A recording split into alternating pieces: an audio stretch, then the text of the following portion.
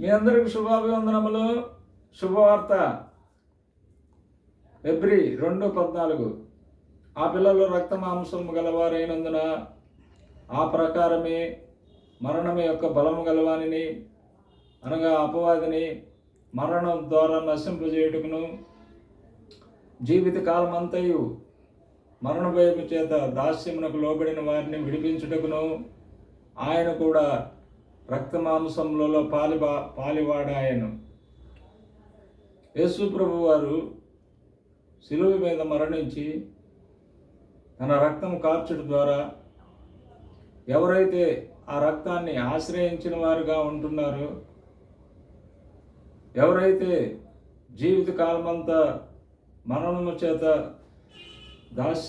దాస్యమునకు లోబడిన వారుగా ఉంటున్నారో వారికి గొప్ప విడుదల లభించింది. ప్రార్థన.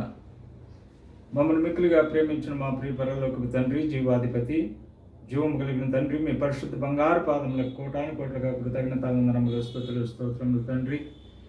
మీ ఘనమైన మాటలు వినిన మీ బిడ్డలను, వారి సంఘములను, వారి కుటుంబములను, వారి బిడ్డ పిల్లలను రెండారులుగా దీవించి ఆశీర్వదించండి ప్రభువా.